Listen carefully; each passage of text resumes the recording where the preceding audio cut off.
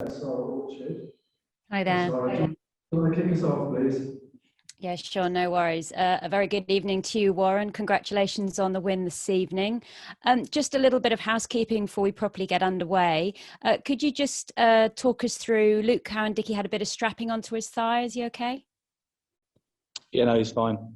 Yep. And also, is there any concerns at all about Alan Wynne-Jones' shoulder as he came off? No, he's fine. Okay. So who impressed you this evening?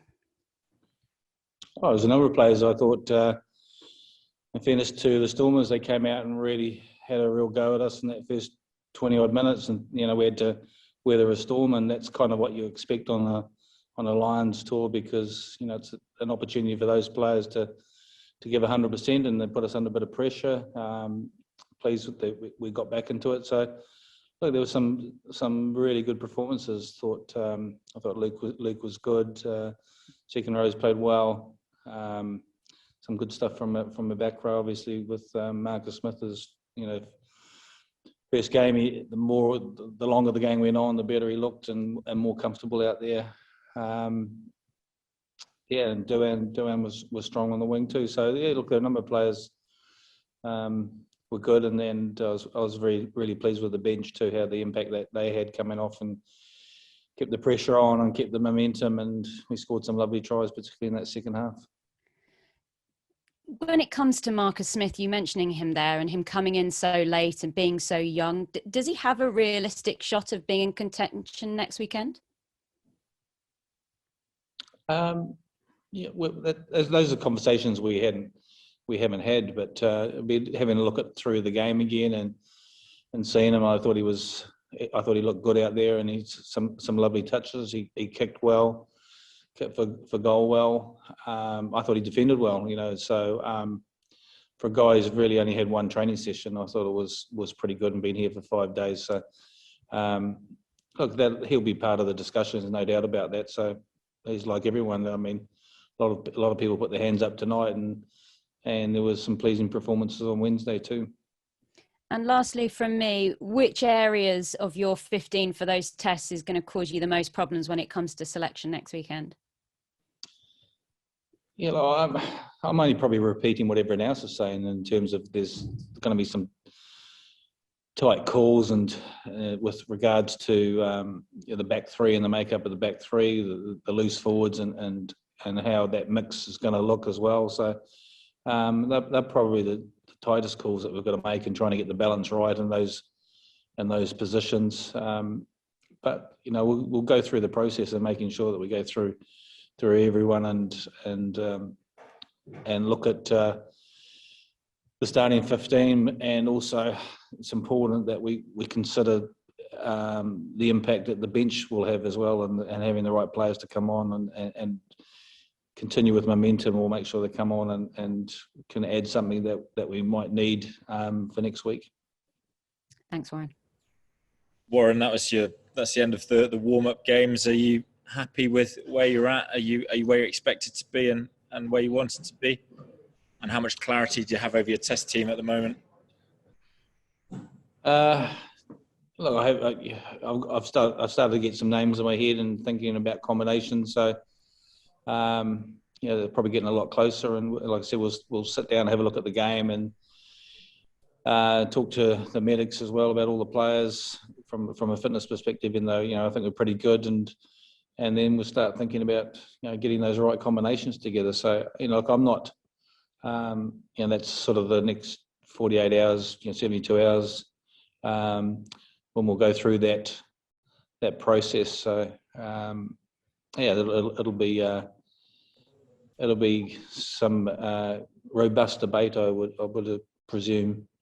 And just on Alan Wynne-Jones' comeback, how were you happy with that? Did he do everything you asked of him? And did you have a chat after the match? Did you have a word with him after the match? Yeah, I thought, look, he put a few shots on and defended well. He had a couple of touches there. So, the big thing for him was to get through that period, and then to see how he was afterwards. And I haven't really had a chat to him about, he wasn't out there for a long time, just how the lungs were. I know how hard he's worked over the last year or so. He was desperate to make the Lions. felt in 2017 he probably wasn't at his best, and has really been exceptional in the way he's prepared for this tour. And it was a shame that he picked up that injury, but it's great to have him back. And we'll have that discussion about, is there a role for him, either as a starter or a bench player, or not involved next week. So we've got some options, and it was a great game for us. I think it's been a brilliant week for us because we got exactly what we wanted in terms of Wednesday, knowing what's coming next week. I don't think if we'd had that game, or if we'd had the A team that they put out today against the Bulls, then we possibly wouldn't have been tested like we were on Wednesday. So I think from that point of view, the preparation for next week, gives us an insight of what to expect, and I think it will definitely help our preparation going into the first test. And have you unmasked any secrets about Alan Wynn's recovery yet? Is there anything he did that surprised you? Anything unusual? No. I thought he was good. So there wasn't anything that surprised me about him. He's a competitor. He loves playing for the Lions, and he was desperate to get back. So it's kind of to me, it shows how much it means to the players from those 4 home nations to play for the Lions and be desperate to go on a tour and hopefully be successful. So that's a huge positive. And the boys were pretty happy in the change rooms afterwards, and we presented Marcus with his cap and sang a couple of songs, which was good, and just shows that the spirit in the camp is pretty good. The guys have got on brilliantly so far, and we know we've got a big week ahead of us building to that first test. Hi Warren, can I check, has a decision been reached on who's going to be tour captain next week? Who's going to be tour captain next week? Well, that'll depend on the side that we name. Oh, you mean in terms of, Alan Wynn's come back into that role, so Connor's comfortable, and look, he stepped in to do it, and Alan Wynn was named as tour captain before, so it's brilliant that he's come back. And Connor, he's the first to admit that he was more than comfortable for Alan Wynn to come back, and so that's it's a measure of him as a person as well as anything. He wasn't prepared to give up his bedroom suite though, because I think he got the captain's bedroom suite. So, but he's been it was easy in terms of that, and we'll see how the preparation goes next week, and if Alan Wynn's involved or whatever, we'll look at, and if he's not involved, then someone else. We'll look at whoever potentially leads the team. And can I ask how different the test 15 you think will happen next week will be to the one you probably had in your head at the start of the tour? I kind of don't go in with preconceived ideas. I think for me I let the media do that, and the other rugby experts. They have all their own opinions, and they're all very, very different from each other. So, which is great, and I don't have any issues with that. So, I try not to go in there with thoughts about players about this is potentially a test side. I just kind of like that to develop, and the players to have that opportunity, and then to put the hand up and pick it late. And sometimes it's about looking at their games and performances, looking at their numbers and the stats, and then or having a gut feel about certain players and certain combinations. So and that process will really take place, even though I've started to think about it, but really fine tuning that over the next couple of days and dig it into what we think the test team is going to be. Hey Warren, congrats on the win. Can I just ask you about the scrum half situation? How much has Ali Price put his hand up there? Because a lot of people obviously had Connor nailed on for the starting spot. Yeah, Ali's done well, and Gareth probably from his own point of view didn't play as well as he would have liked last week. I thought he was good coming off the bench. We had a few box kicks that probably went a little bit too far, and we wanted to compete a little bit more. So that's an area we need to tidy up. But he's looked sharp, and when he started to run a little bit, he put them under a bit of pressure. Particularly from sort of third and fourth phase, and a nice break and picked up some runners as well. And so, yeah, he's been excellent. So I've been really pleased with his performance. Yeah, we saw Robbie Henshaw come off in 58th minute. Was that just to manage his minutes? And what did you make of his? Yeah, we'd planned to only give Robbie that amount of time. We didn't want him to go the full 80, so we wanted to have him hit out. I think it was obvious that he needed to run.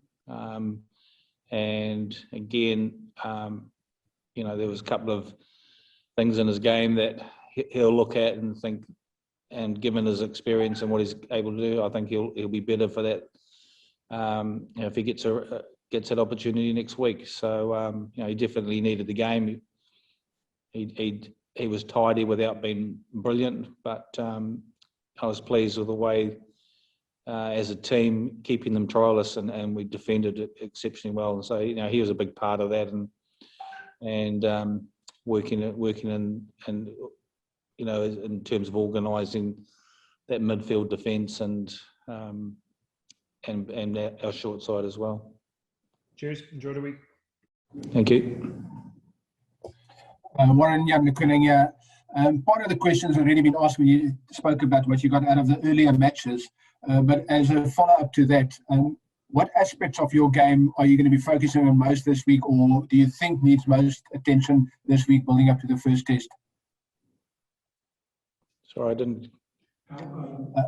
What areas of the game need most attention this week?